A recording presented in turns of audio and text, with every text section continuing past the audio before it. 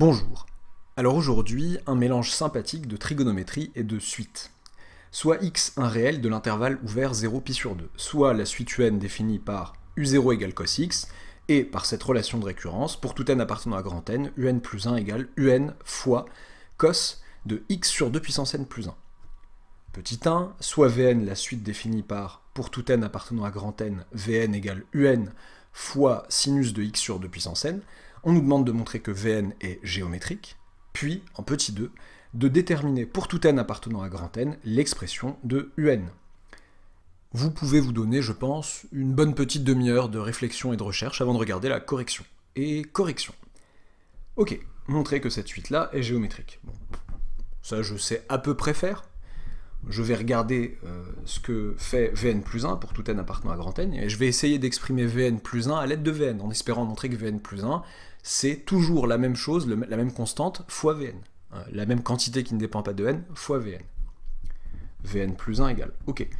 Certains, en terminale, font du Vn plus 1 sur Vn, mais vaut mieux éviter pour pas avoir à justifier que Vn ne s'annule pas, ou alors... et en plus, ça reviendra au même... à quotient près, au lieu d'écrire que Vn... Au lieu de calculer Vn plus 1 sur Vn, je calcule Vn plus 1 en fonction de Vn. C'est beaucoup plus avantageux de ne pas avoir à me casser la tête sur ça. Les rares situations au lycée où c'était vraiment avantageux de faire ce quotient, c'est quand on avait des puissances et des trucs qui sautaient aux yeux plus simplement avec une division qu'avec l'expression de Vn plus 1 à l'aide de Vn. Et encore. Vn plus 1 égale donc un plus 1 sinus de x sur 2 puissance n plus 1. Ok. Et alors, un plus 1 c'est qui ? Je sais l'exprimer à l'aide de un plus 1. Donc Vn plus 1, c'est en fait un cosinus de x sur 2 puissance n plus 1 fois sinus de x sur 2 puissance n plus 1. Ok, et alors ? Qu'est-ce que je vais faire là ? Si j'ai pas mes formules trigonométriques en tête, je suis bloqué. Là, il faut que je constate que j'ai du cos A sin A. Ok, vous pourrez peut-être vous dire, ouais, mais je connais mes formules de terminale par cœur, mais je vois pas cos A sin A tout seul. D'accord, mais un petit peu d'imagination, dans quelle formule est-ce que vous voyez du cos A sin A ? Où est-ce que vous avez un produit cos-sin ? Vous avez sinus de A plus B, déjà, je commence dans le cas général, si vous n'avez vraiment pas vu le cas particulier ici, sin A cos B plus sin B cos A. Ok. Comment est-ce qu'on pourrait imaginer avoir la même chose à l'intérieur du cos et du sin ? Si on fait sinus de 2A. Je ne sais pas si tout le monde l'a vu tel quel, sinus de 2A, mais en tout cas, ça, je suis sûr qu'en terminale, en trigonométrie, en maths experte, on la voit. Donc sinus de 2A, eh bien ça fait 2 sin A cos A. Du coup, pourquoi ? Parce que ça fait sin A cos A plus sin A cos A, tout simplement. Donc sin A cos A, c'est sin de 2A, le tout divisé par 2. Là, j'ai du sin A cos A. Cos A sin A, ce qui revient au même. Et donc c'est 1 demi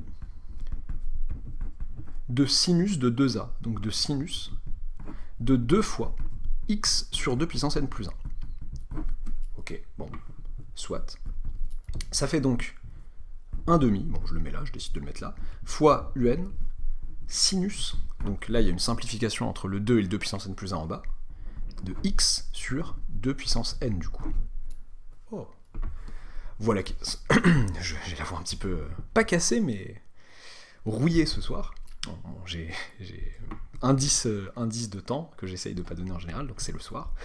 1 demi donc de un sinus de x sur 2 puissance n, eh bien c'est tout simplement Vn. Donc c'est 1 demi de Vn. Pour tout n appartenant à grand N, Vn plus 1 égale 1 demi de Vn. Vn est donc géométrique. De raison 1 demi tout simplement. Ok. Le temps que je finisse cette phrase. De raison 1 demi. Super. Ensuite, déterminer pour tout n appartenant à grand N l'expression de un. Vous voyez, en fait, c'est un peu comme ce que vous avez fait en terminale en général, avec une suite un dont on aimerait avoir l'expression générale, qui est souvent définie à l'aide d'une relation de récurrence un peu moche, dont on aimerait avoir l'expression générale, mais on n'y arrive pas, on va s'aider d'une suite Vn qui est auxiliaire, qui comme par hasard, elle va être, il faut le montrer, géométrique, parfois arithmétique, et grâce à Vn, on accède à l'expression de un. puisque Vn, maintenant l'expression de Vn c'est du gâteau. C'est, bon, je l'écris dès maintenant, j'en aurai peut-être besoin plus tard, mais pour tout n appartenant à grand n, et ben Vn c'est quoi? En tant que suite géométrique de raison 1,5, c'est son premier terme, V0, là on commence bien à 0, pour tout n appartenant à grand n, il y a marqué, donc V0 fois donc la raison. Donc la raison c'est 1,5, puissance n. Petit rappel, si ça avait été à partir de 1, on aurait écrit, quel que soit n appartenant à n étoile, Vn égale V1 fois 1,5 puissance n-1. Ok, et donc bah, c'est qui V0? V0, c'est U0 sinus de x sur 2 puissance 0. Donc c'est U0, U0 c'est qui? C'est cos x, fois sinus x sur 1 en fait. 2 puissance 0 ça fait 1, donc cos x sin x. Si on veut faire du zèle, cos x sin x, en reprenant ici, ça fait 1,5 de sinus de 2x. Voilà qui est V0. Ok, donc ben voilà, pour tout n appartenant à grand n, Vn c'est, si on veut, c'est pas ce que me demande l'énoncé, mais c'est Vn qui va m'aider, c'est 1,5 fois sinus de 2x, pardon, je montre mal, 1,5 fois sinus de 2x, fois encore 1,5 puissance n. 1,5 sinus de 2x fois 1,5 puissance n. Ce qui me fait 1,5 puissance n plus 1 sinus de 2x. J'aurais pu laisser... Enfin, ça dépend. J'ai fait cette réécriture de cos x sin x avec du sinus de 2x, j'aurais pu laisser cos x sin x aussi. Ok, et alors? Bon, ça c'est Vn. Bah, Vn c'est un sinus de x sur 2 puissance n. Ok? Qu'est-ce que j'ai envie de faire? Je rappelle que pour tout n appartenant à grand n, je rappelle ce qui est écrit de l'autre côté. Vn c'est un, pardon, sinus de x sur 2 puissance n. Bon, j'ai envie d'accéder à un. Qu'est-ce que j'ai envie de faire? Bah, de diviser l'expression que j'ai de Vn par sinus de x sur 2 puissance n. Et bah, je fais attention en expliquant pourquoi, en espérant en tout cas, que sinus de x sur 2 puissance n n'est pas nul. Pourquoi ne serait-il pas nul? X est un réel de 0 pi sur 2 ouvert. Donc, alors, qu'est-ce que je vais avoir? X appartient à 0 pi sur 2. Et, quel que soit n appartenant à grand n, 2 puissance n plus grand ou égal à 1. En fait, je prends x et je le divise par une quantité, un x positif que je divise par une quantité plus grande ou égale à 1. Enfin, qui est positive en tout cas. Bon. Ben, je vais avoir là x sur 2 puissance n, en divisant par 2 puissance n qui est strictement positif, supérieur à 0 toujours, et inférieur à pi sur 2 fois, enfin divisé par 2 puissance n, fois 1,5 à la puissance n. Divisé par 2 puissance n, c'est pareil que multiplié par 1,5 puissance n. Ok, et ben cette quantité, pi sur 2 fois une quantité strictement comprise entre 0 et 1, qui peut valoir 1, pour être très clair. Enfin, j'ai dit strictement comprise entre 0 et 1, pour n égale 0, ça fait 1, ça va. Donc c'est inférieur ou égal à pi sur 2, ça. Mais j'ai une infériorité stricte ici, donc au final, x sur 2 puissance n est bien strictement compris entre 0 et pi sur 2. Ok. Et alors, bah, dans cette zone, entre 0 strictement et pi sur 2 strictement, pi sur 2 en vrai ça m'aurait pas gêné, le sinus est strictement positif. Je fais un petit truc qui a de sens que pour moi ici. Le sinus, c'est ce que je lis en ordonnée ici, s'annule pour x égale 0, mais entre 0 ouvert pi sur 2, ce n'est pas nul, c'est strictement positif. D'où sinus de x sur 2 puissance n, strictement positif, donc non nul. Enfin, eh bien, quel que soit n appartenant à grand n, un va être égal à Vn sur sinus de x sur 2 puissance n, donc ça nous fait 1,5 puissance n plus 1, sinus de 2x, divisé par ce fameux sinus de... Mon doigt parfois fait des trucs bizarres, vous inquiétez pas, j'essaie de stabiliser mon trépied, qui a des petits soucis ce soir, sinus de 2x sur sinus de x sur 2 puissance n. Voilà. Voilà l'expression générale de un, qui contient bien sûr du x. L'énoncé originel parlait d'exprimer un à l'aide de n et de x. Bon. Voilà, x c'est une constante donnée dès le début, enfin c'est un truc fixé dès le début qui va me permettre d'avoir le premier terme de la suite UN, à savoir u0 égale cos x. Ok, alors j'ai tiré cet exercice, en fait alors, on va faire bref, vous trouverez en lien en description de la vidéo un énoncé plus long, avec correction détaillée sur mon site,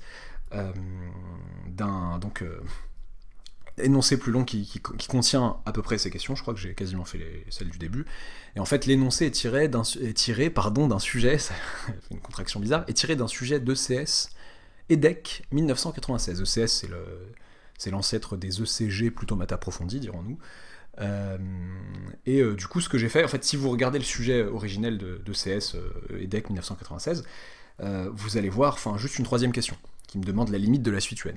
Ce que j'ai fait dans l'exercice que je vous invite à consulter en lien, c'est le réécrire pour rendre la troisième question accessible à des terminales. Parce qu'en terminale, avec vos maigres outils, non j'abuse, vous avez pas mal d'outils quand même, avec vos outils terminal, vous n'arrivez pas forcément immédiatement à la limite de UN, c'est pas si simple, mais je vous mets des questions intermédiaires, ça reste plutôt difficile, mais ça vous met le pied à l'étrier. À la manière, je fais encore un petit peu de pub pour mes cahiers de vacances, j'oublie qu'il y en a deux, des cahiers de vacances vers le supérieur, version ECG maths approfondie et MPSI, MP2I, pareil, info en description de la vidéo. Qu'est-ce que je voulais dire enfin ? Cet exo me fait penser, voilà, je dis un dernier mot, en fait, ce qu'on a fait là, j'ai pas fait apparaître le signe produit, comme d'ailleurs le sujet ne faisait pas apparaître. Cet exo me fait penser à un autre exo un peu plus compliqué, un exo plus ancien sur mon site, pareil, lien en description, mais c'est un exo plutôt de première année. C'est un exo où il faut un petit niveau de première année quand même, avec des manipulations un peu compliquées, notamment, je crois, de sommation, des histoires bizarres comme ça, des changements d'indices et tout. Qu'est-ce que je voulais dire ? En fait, UN, qu'est-ce que c'est UN ? Si on veut expliciter UN d'une autre manière. UN, pour un n donné, d'accord, c'est une écriture peu formelle que je vais écrire ici. Pour peu que n soit assez grand, c'est u0 fois donc cos de x sur 2 puissance 1, 2 puissance, donc ça c'est u1, pardon, je voulais dire, c'est u0 fois cos de x sur 2 puissance 1, en remplaçant n par 0. Donc si on veut, u1 c'est u0 cos x sur 2 puissance 1, u2 ça va être tout ça fois cos x sur 2 puissance 2, u3 tout ça fois cos x sur 2 puissance 3, etc. jusqu'à un, donc qui est tout ça, le produit de tout ça jusqu'à cos de x sur 2 puissance n en fait. Donc en réalité, pardon, et u0 on a dit que c'était cos x. En réalité, un c'est le produit pour k allant de donc 0 jusqu'à n des cos de x sur 2 puissance k. Je commence bien à 0 pour avoir... vous avez peut-être jamais vu ce signe, peut-être que si, mais le signe somme c'est plus courant en terminale. Là c'est la unité, au lieu de s'embêter à écrire ça, plus ça, plus ça, plus ça, plus ça, je mets un signe somme comme ça, là c'est un signe produit. Produit pour k allant de 0 à n des cos de x sur 2 puissance k. Cos de x sur 2 puissance 0, fois cos de x sur 2 puissance 1, fois, jusqu'à cos de x sur 2 puissance n. Donc c'est de ce produit-là, dont nous avons déterminé l'expression, avec l'aide de la question 1 et en question 2. Voilà. En question 2, à l'aide de la question 1 pour être plus précis. Voilà. N'hésitez pas à vous abonner si ce n'est pas encore fait, à liker la vidéo si elle vous a plu, et à bientôt pour une nouvelle vidéo.